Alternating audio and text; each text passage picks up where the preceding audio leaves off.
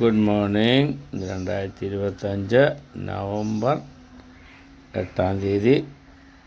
ഇന്ന് ഞാൻ എൻ്റെ 70ാമത്തെ ബർത്ത്ഡേയും എൻ്റെ കൊച്ചുമകൻ്റെ 2ാമത്തെ ബർത്ത്ഡേയും സംയുക്തമായിട്ട് ആഘോഷിക്കുകയാണ്. എൻ്റെ ബർത്ത്ഡേ 28 ഒക്ടോബർ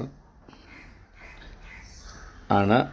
ഏവൻകുട്ടൻ്റെ ബർത്ത്ഡേ നവംബർ 10-നും ആണ്.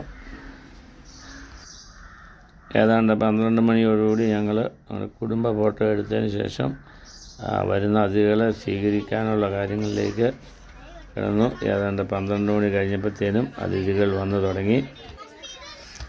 ആദ്യമായി തന്നെ എൻ്റെ ഇളയ സഹോദരനും ജോയിച്ചനും ഫാമിലിയും പിന്നെ ആൽബിയുടെ ബന്ധക്കാരും നേരത്തെ തന്നെ എത്തിയിരുന്നു. മറ്റു സുഹൃത്തുക്കളും അച്ഛനുൾപ്പെടെ ഉള്ള പള്ളിയുടെ കൈക്കാരനും എല്ലാം കൃത്യസമയത്ത് തന്നെ 12:30 മുമ്പായി എത്തിച്ചേർന്നു. അടുത്തായി കേക്ക് മുറിക്കാനുള്ള കാര്യങ്ങളുമായി എൻ്റെ മകനും മകളും കൊച്ചുമക്കളും മുന്നോട്ട് നടക്കുന്ന സമയത്ത് എൻ്റെ നെയ്ബേഴ്സും എത്തിച്ചേർന്നു. അതുപോലെ തന്നെ കുടുംബത്തിലെ പ്രായം ചെന്ന ആൾക്കാരും എൻ്റെ കൂടെ വർക്ക് ചെയ്യുന്ന എൻ്റെ അയൽവക്കത്തുള്ള തൊഴിലാളികളും എത്തി. കുട്ടികളെല്ലാം ആകാംക്ഷയോടെ കേക്ക് മുറിക്കാൻ കാത്തിരിക്കുന്നു. പ്രധാനമായും കുര്യാപ്പി എന്നറിയപ്പെടുന്ന എൻ്റെ 70ാമത്തെ ബർത്ത്ഡേ ആണ്.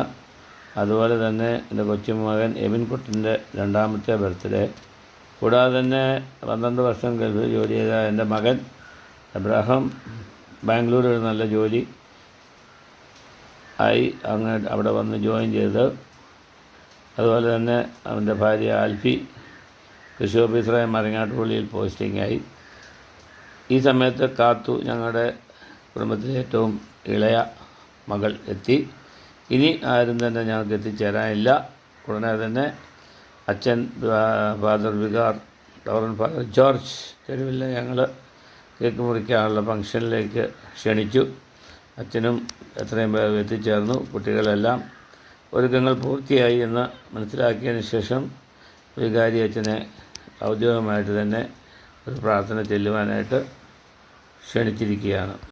സമയം 12:45 കഴിഞ്ഞു. ഉടൻ തന്നെ കേക്ക് മുറിക്കാനുള്ള ഫംഗ്ഷൻ ആരംഭിക്കുന്നതാണ്. അതിന് മുമ്പായി വികാരി അച്ഛൻ ചെറിയൊരു പ്രാർത്ഥന ചെല്ലുന്നതാണ്.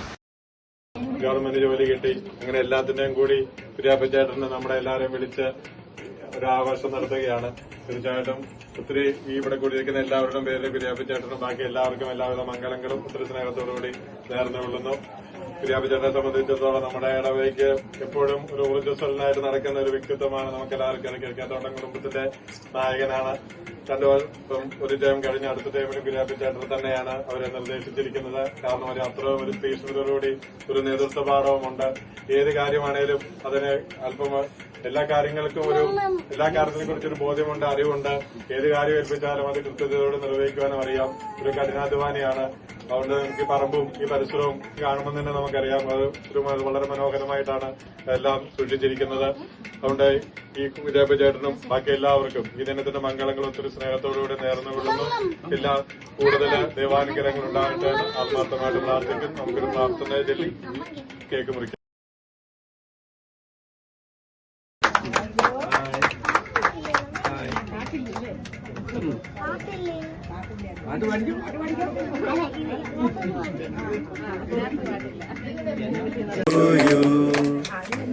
Good God bless you. May the good God bless you. May the good God bless you. Happy birthday to you. Okay. Bye. പാട്ട് പാടിക്കും.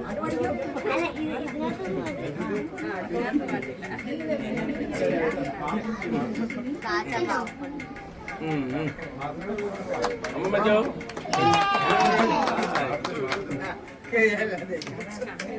ജിഷു എടുത്തന്നെ.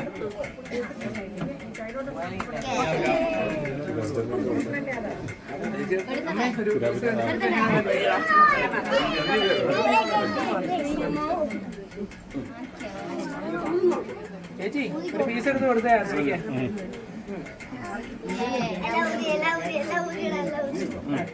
പപ്പായും കൊടുക്കാം. എനിക്കുണ്ടോ? ആ മുന്നോട്ട് പാടി.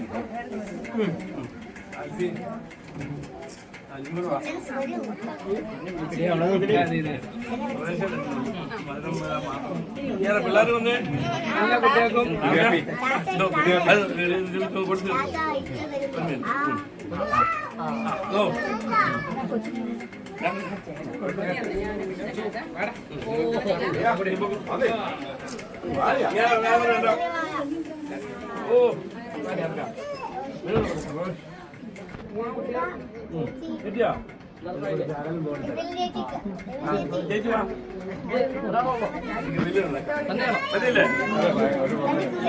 കേക്ക് ഇലാമത്തേക്ക് വന്നു.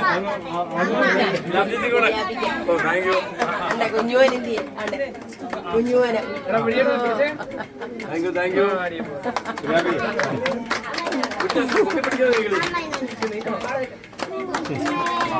എന്റെ കുഞ്ഞുമോനെ കൂടെ കൂട്ടി നല്ല കെട്ടിയാക്കല്ല.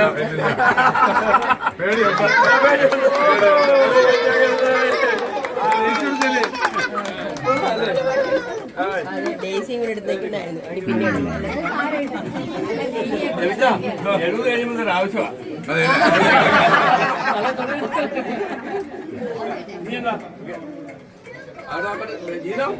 കേക്ക് കൊടുക്കാൻ കൊടുത്തു.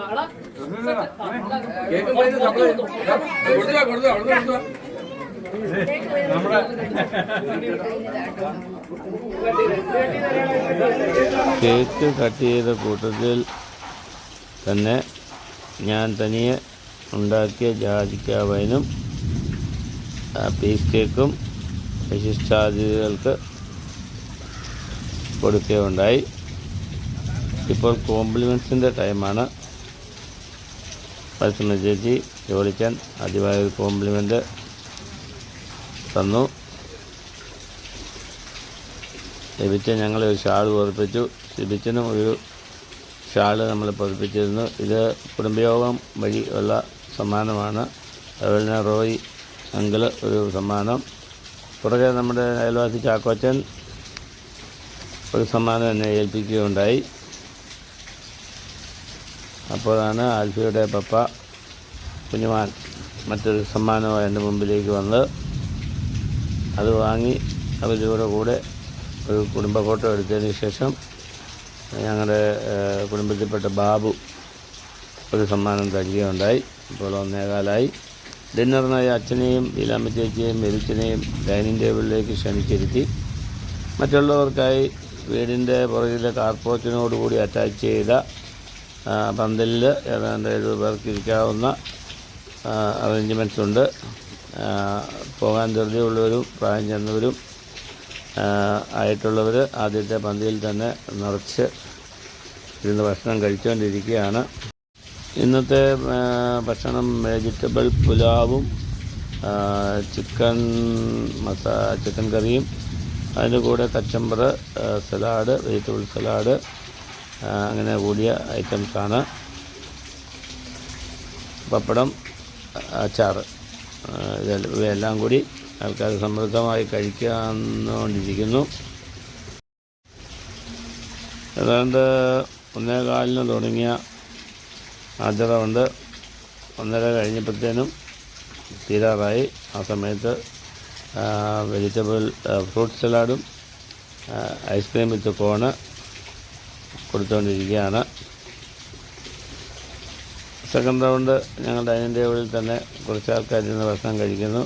പെൺകുട്ടിയുടെ അമ്മയും പെങ്ങളുമാണത്. സെക്കൻഡ് റൗണ്ട് ഇപ്പോൾ തുടങ്ങി. എൻ്റെ സ്റ്റാഫുകൾ അവരും ഒന്നിച്ചിരുന്ന് കഴിച്ചുകൊണ്ടിരിക്കുന്നു.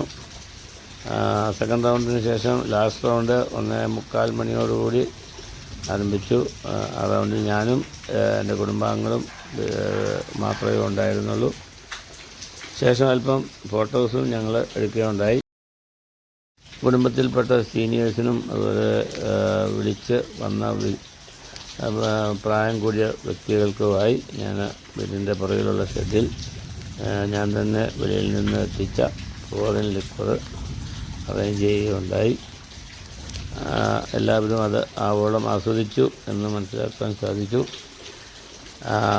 ഈ ഫോട്ടോ എനിക്ക് എടുത്തു തന്നത് എൻ്റെ ബന്ധുക്കളും സുഹൃത്തുക്കളുമാണ്. ഇവിടെ വന്ന എല്ലാവർക്കും പ്രത്യേകം നന്ദി പറഞ്ഞുകൊണ്ട് ഞാൻ പൂഞ്ഞാർ കുര്യൻ.